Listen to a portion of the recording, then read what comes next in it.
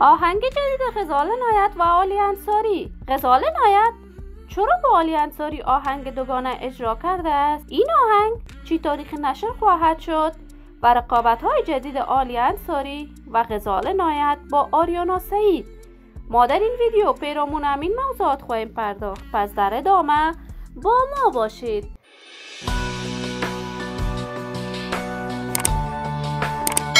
سلام، شما را خوش آمدید میگم به یکی دیگر از ویدیوهای جذاب کانال دنیا اینفو. برای حمایت از من علامت سابسکرایب را فشار دهید تا از ویدیوهای دیگر کانال ما هم آگاه شوید.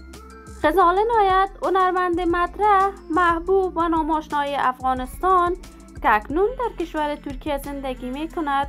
غزال کارهای هنری خود را چندین سال قبل آغاز کرد و توانست در مدت بسیار کوتاهی در میان مردم افغانستان شهرت هنری خاص پیدا کند. غزال در اصل تابعیت کشور کانادا را دارد و از ولایت زیبای لغمان می باشد. غزال نه تنها هنرمند خانواده اش است، بلکه دو خواهر دیگر وی هم هنرمندان خوب کشور هستند. غزال نایت جدیداً با عالی انصاری، هنرمند خوب، مطرح و ناماشنای کشورمان، آهنگ دوگانه ثبت کردند و قرار است این آهنگ دوگانه شیر و شکر عالی انصاری و غزال نایت در شب یلدا از طریق شبکه جهانی افغانستان اینترنشنال نشر شود. عالی انصاری سرودن آهنگ دوگانه با غزال نایت را با کمال میل پذیرفته است. این همه در حالی است که عالی انصاری به خاطر رشد شهرتش با تمامی هنرمندان که از وی تقاضای آهنگ دوگانه کند آهنگ اجرا می کند.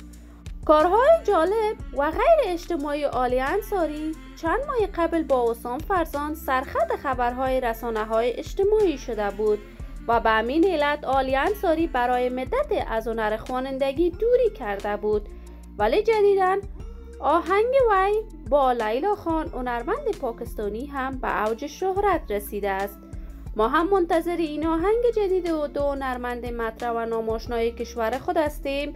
دوستان نهایت عزیز، شما هم نظریاتتان را در بخش کامنت با من شریک بسازید. اگر تا هنوز دوست کانال من نشدید، پس برای حمایت از من علامت سابسکرایب را فشار دهید، ویدیوهای ما را لایک نموده و با دوستان خود به اشتراک بگذارید. سلامتی شما آرزوی ماست. تا درودی دیگر، بدرود.